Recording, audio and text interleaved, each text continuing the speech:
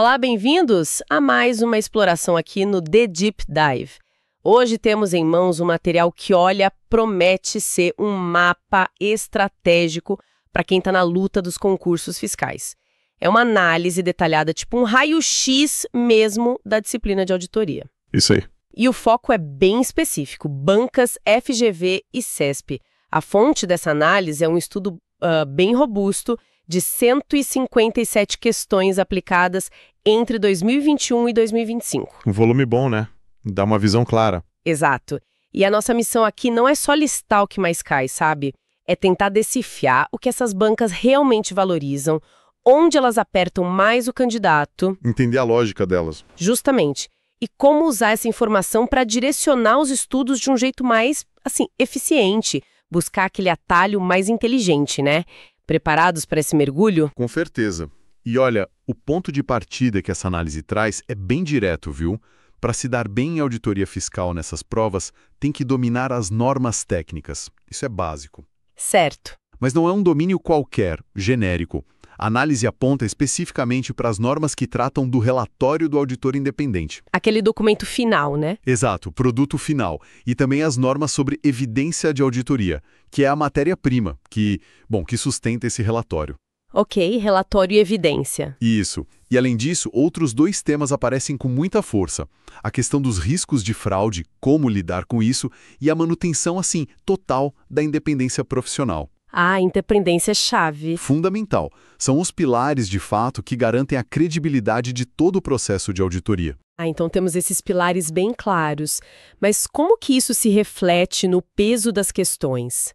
A análise mostra onde a concentração é maior, onde o candidato tem que focar mais energia. É aí que os números ficam bem interessantes mesmo. A análise mostra uma concentração bem significativa. No topo da lista, disparado, está o relatório do auditor e a opinião que ele expressa. O relatório? Isso. Esse tema sozinho responde por, cerca de 19% das questões que foram analisadas. Quase 1/5 da prova. Uau, bastante. E o que chama atenção não é só a frequência, mas o tipo de questão. A análise sugere que o foco vai além do básico, Entra muito nos tipos de opinião com modificação. Aquelas mais complexas, né, quando tem algum problema. Justamente. Quando a coisa não está perfeita. Opinião com ressalva, opinião adversa ou até mesmo abstenção de opinião. Além disso, como tratar incertezas relevantes sobre a continuidade operacional da empresa. Se a empresa vai sobreviver, basicamente. Isso. E outros assuntos-chave de comunicação que precisam ir para o relatório.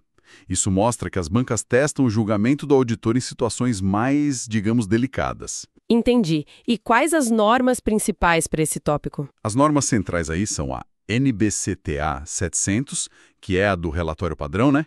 A 705, que trata das modificações na opinião, a 706, sobre parágrafos de ênfase e outros assuntos, e a 570, que é específica de continuidade operacional. Ah, e tem também comunicados técnicos importantes, como o CTA 08 e o CTA 25. Anotado, quase 20% da prova focada não só no relatório, mas nas suas complicações, nos casos mais sensíveis.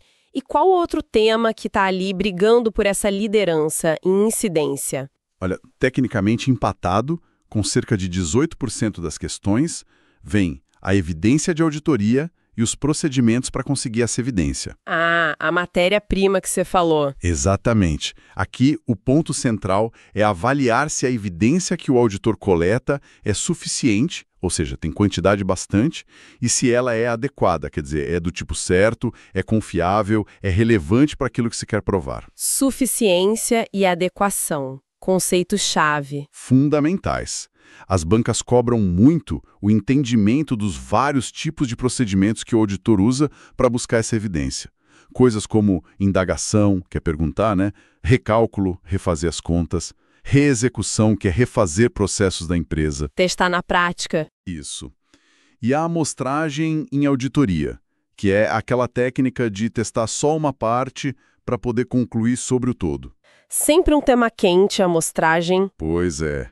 Especialmente os riscos envolvidos e a necessidade de estratificação, que é dividir a população em grupos para a amostra ser mais eficiente. E um ponto interessante que conecta com outras áreas, Como o auditor usa o trabalho de especialistas externos. Tipo um avaliador, um atuário? Exatamente. Como ele se apoia nesses trabalhos. As normas principais aqui são a NBC-TA 500, que é a base de tudo sobre evidência, a 520 sobre procedimentos analíticos, a 530 de amostragem e a 620 que trata do uso do trabalho de especialistas. Que interessante essa dobradinha no topo. Evidência e relatório. E a conexão entre eles parece óbvia, né? Mas a análise vai mais fundo nisso.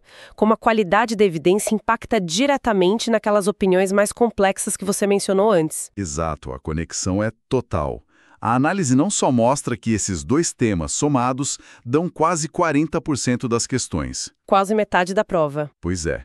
Como também sugere que as questões frequentemente testam essa ligação direta. A capacidade de obter evidência que seja suficiente e adequada lá das NBC-TA 500 e seguintes é o que dá a base, a sustentação, para o auditor emitir uma opinião modificada no relatório, conforme as NBC-TA 700 e seguintes. Faz sentido. Não dá para dar uma opinião com ressalva do nada. Claro que não. Você precisa ter evidências claras do porquê daquela ressalva, ou da opinião adversa. Então, dominar como coletar e avaliar essa matéria-prima, a evidência, e como transformar isso no produto final, que é o relatório e a opinião, é sem dúvida crucial para o desempenho nessas bancas. É o coração técnico da auditoria sendo testado ali. Metade da prova focada no como fazer e no o que entregar. Claríssimo. Mas a auditoria não é só essa parte técnica, né? Tem toda uma base de confiança envolvida. Como a análise mapeia os temas ligados a isso? Tipo, fraude e ética. Esse é o próximo bloco de grande relevância que a análise destaca, sim.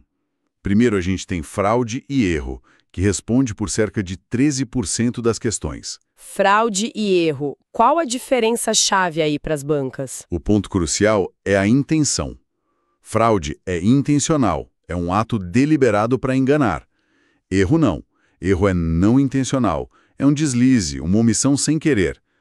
A análise mostra que as bancas cobram essa diferença e também aquele famoso triângulo da fraude. Ah, sim. Pressão, oportunidade e racionalização. E esse mesmo. Aquele modelo que explica as condições que geralmente levam alguém a cometer uma fraude. Um incentivo ou pressão, uma oportunidade, uma brecha no controle e a racionalização, a justificativa interna da pessoa. E cobram só o conceito ou a aplicação? A análise indica que cobram a aplicação. A responsabilidade do auditor em relação à detecção de fraudes, que é sempre um tema delicado, e a questão específica da apropriação indébita de ativos, os desvios mesmo, também aparecem. A norma guia para tudo isso é a NBC-TA 240. E esse triângulo da fraude, então, costuma aparecer em questões mais práticas, de análise de cenário. A análise dá alguma pista sobre como isso cai? Sim, a tendência que a análise aponta é essa mesmo. Não basta decorar os nomes dos vértices do triângulo, sabe? Tem que entender como identificar esses elementos numa situação hipotética que a questão descreve. Entendi. Identificar a pressão, a oportunidade ali no caso concreto. Exato. E junto com fraude, com um peso parecido, cerca de 12%, vem a independência e a ética profissional. Outro pilar fundamental. Sem dúvida. Aqui o foco é duplo. Tem a independência de pensamento, que é o estado mental do auditor, né, livre de influências que comprometam o julgamento, e tem a aparência de independência, que é como os outros, o mercado, percebem a situação do auditor. Não basta ser independente, tem que parecer independente. Perfeito. E a análise sugere que as bancas gostam muito de testar a capacidade do candidato de identificar ameaças concretas à independência em cenários específicos. Que tipo de ameaça? Dá um exemplo. Há, por exemplo, um relacionamento familiar com alguém da diretoria da empresa auditada, um interesse financeiro direto na empresa, ou até mesmo honorários que sejam muito dependentes de um único cliente. Tudo isso pode ser ameaça. Certo. E claro, além de identificar a ameaça, tem que conhecer as salvaguardas aplicáveis, que são as medidas para reduzir essa ameaça a um nível aceitável. E os princípios éticos fundamentais, integridade, objetividade, competência, confidencialidade, comportamento profissional, também são cobrados. E as normas para esse tema? As referências são o Código de Ética, que é a NBC-PG 01, e as normas específicas de independência, como a NBC-PA 400, e também as que tratam de controles internos nas próprias firmas de auditoria, tipo a NBC-PU 900, que também toca em ética. E ética para poder lidar com ele. E a cobrança é bem focada na prática, né? Em aplicar os conceitos. Precisamente. Se a gente somar esses dois blocos, o bloco técnico de evidência e relatório e esse bloco de confiança, de fraude, independência e ética, a gente já está falando de mais de 60% da incidência que a análise mapeou. Mais de 60%. É muita coisa. É. Isso reforça muito aquela ideia de que a auditoria independente se apoia nisso. O que o auditor coleta, que é a evidência, como ele avalia os riscos mais críticos, principalmente fraude, e como ele comunica o resultado, que é o relatório. E tudo isso tem que estar envolto por uma postura ética e independente que seja inalcançável. Faz todo sentido. Temos a base técnica e a base de confiança bem mapeadas. Mas e o planejamento? A estratégia por trás do trabalho do auditor? Como a análise aborda a gestão dos riscos da própria auditoria e a definição do que é importante, do foco? Esse é o próximo nível que a análise revela. Aí a gente entra no risco de distorção relevante e na materialidade, que aparecem com cerca de 11% de incidência. Risco e materialidade. Conceitos bem de planejamento, né? Exatamente. Aqui entra um conceito-chave para planejar o trabalho. Primeiro, os componentes do risco de auditoria. Tem o risco inerente, que é a chance de ter um erro antes mesmo de considerar os controles da empresa. O risco do próprio negócio, digamos. Isso. Depois, o risco de controle, que é a chance dos controles internos da empresa falharem em evitar ou detectar um erro. E, por fim, o risco de detecção, que é o risco do próprio auditor não conseguir detectar um erro relevante que exista. E a materialidade, o que é relevante? Materialidade é outro conceito fundamentalíssimo. Basicamente é definir qual o tamanho de um erro ou de uma omissão que poderia influenciar a decisão de alguém que usa as demonstrações contábeis. Um investidor, um credor... É o limiar de importância, né? Exato. E a análise indica que as bancas cobram a definição da materialidade global, que vale para o conjunto das demonstrações, e também da materialidade para a execução, que o auditor usa para definir o alcance dos testes. Além disso, tem a distorção tolerável, que é tipo o limite de erro que o auditor aceita numa amostra específica. E as normas para esses conceitos? As normas principais aqui são as NBC-TA 315, que trata da identificação e avaliação dos riscos, a 320, específica de materialidade, a 330, sobre a resposta do auditor aos riscos avaliados, e a 450, que fala da avaliação das distorções identificadas. Materialidade sempre me parece um conceito um pouco subjetivo, que depende muito do julgamento do auditor. A análise dá alguma dica se as bancas focam mais na teoria, na definição, ou em como isso é aplicado na prática, talvez até em cálculo simples? A indicação que a análise dá é que tem um foco crescente na aplicação prática, sim.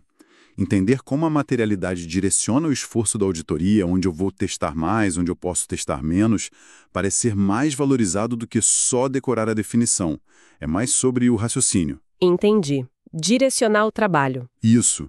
E com uma incidência próxima, mais ou menos 9%, a gente tem o tema de controle de qualidade e governança. Controle de qualidade da própria auditoria. Exato. E a relação com a governança da empresa auditada. Aqui, as questões podem ir desde a definição de firma de auditoria, conforme as normas, até aquela importantíssima revisão externa de qualidade. O peer review, né? Que as firmas têm que passar. Isso mesmo, que normalmente acontece a cada 4 anos. Outro ponto vital é a comunicação do auditor com os responsáveis pela governança da entidade auditada, conselho de administração, comitê de auditoria. O que o auditor precisa comunicar para eles? Principalmente os achados importantes da auditoria. E dentro disso, um ponto muito cobrado é a identificação e a comunicação de deficiências significativas de controle interno. Falhas graves nos controles da empresa. Exatamente. Falhas que são sérias o suficiente para precisar ser reportadas para a alta administração, para a governança. As normas-chave aqui são a NBC-TA 220, sobre o controle de qualidade do trabalho de auditoria em si, a 260, que trata da comunicação com a governança, e a NBC-PA 11, que fala especificamente da revisão externa de qualidade. Interessante como esses temas se conectam, né? A comunicação com a governança sobre as deficiências, que você falou, NBC-TA 265, parece ligada diretamente à avaliação de riscos NBC-TA 315 e ao entendimento dos controles internos que a gente já comentou. Totalmente ligado. E você tinha mencionado o uso de especialistas NBC-TA 620 lá atrás, quando falamos de evidência. Isso também se conecta aqui com o controle de qualidade do trabalho, NBC-TA 220, não? Tipo, garantir que o especialista é bom? Exatamente. É uma teia de conexões. Usar um especialista exige que o auditor avalie a competência, a capacidade, a objetividade desse especialista. E isso faz parte do controle de qualidade do trabalho de auditoria como um todo. Comunicar as deficiências significativas para a governança é um resultado direto da avaliação que o auditor fez dos riscos e dos controles. A análise sugere que entender essas interconexões é muito valioso, porque as bancas podem sim cobrar os temas de forma integrada numa mesma questão. Faz sentido. Cobrimos, acho que, a maior parte do corpo desse raio-x, os temas de maior peso, mas a análise mencionou também alguns tópicos com incidência menor, certo? Aquelas coisas que talvez fiquem um pouco de lado nos estudos. Sim, existem 2 blocos com a representatividade numérica menor, mas que a análise recomenda fortemente não ignorar. Primeiro, a perícia contábil, que aparece com cerca de 5% das questões. Perícia. O que costuma cair aí? O foco aqui geralmente está nos requisitos mais formais para a atuação do perito, as regras de impedimento e suspeição, sabe? Aquelas situações que proíbem ou tornam o perito legalmente suspeito para atuar num caso específico. Também a forma de contratação, como se definem os honorários e um ponto específico que é o Exame de Qualificação Técnica, o EQT, que é obrigatório para quem quer ser perito registrado. As normas aqui são a NBC-PP 01, sobre o perito contábil, e a NBC-PP 02, sobre esse exame de qualificação. Ok, perícia. E o outro bloco, que também tem 5%? Esse é a auditoria em setores específicos. Aqui a gente sai um pouco da auditoria geral de demonstrações contábeis e entra em nichos que são mais regulados. A análise cita exemplos como auditoria de seguradoras. Ah, bem específico. Muito. E um ponto específico que já foi cobrado é a relação entre o patrimônio líquido ajustado, o PLA, e o capital mínimo requerido, CMR, que é uma exigência regulatória da SUSEP, o órgão que fiscaliza seguros. A auditoria de fundos de investimento também entra aqui. E as exigências da CVM sobre demonstrações financeiras pro forma em operações societárias tipo fusões e aquisições. As normas e os comunicados aqui são bem específicos mesmo, como o CTA SUSEP 3121 ou o CTA 3205 para fundos. Entendi. 5% para cada um pode parecer pouco, né? Mas imagino que ignorar completamente esses 10% pode ser bem arriscado, principalmente nesses concursos super disputados. Talvez sejam justamente aquelas questões que fazem a diferença na classificação final, para desempatar. Exatamente essa é a leitura que a análise sugere. Embora a frequência seja menor, são temas que testam a amplitude do conhecimento do candidato. Mostram se ele não domina a sua auditoria geral, mas se tem noção também das aplicações específicas e de áreas que são correlatas, como a perícia.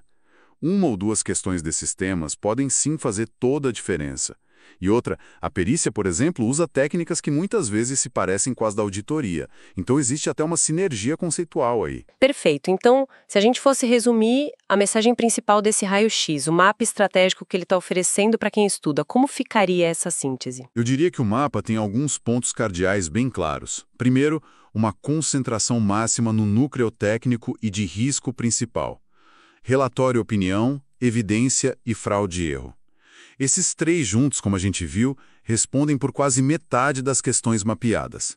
Dominar isso aqui é inegociável, é o básico para começar a conversa. Ok, quase 50% aí. Segundo, as fundações estruturais, independência ética e risco-materialidade. Somam mais uns 20% e, como falamos, a análise indica uma cobrança muito voltada para a aplicação prática, para o como fazer em situações concretas, exigindo julgamento do candidato. Mais 20% focados na aplicação. Isso. E terceiro, os conhecimentos complementares e de qualidade.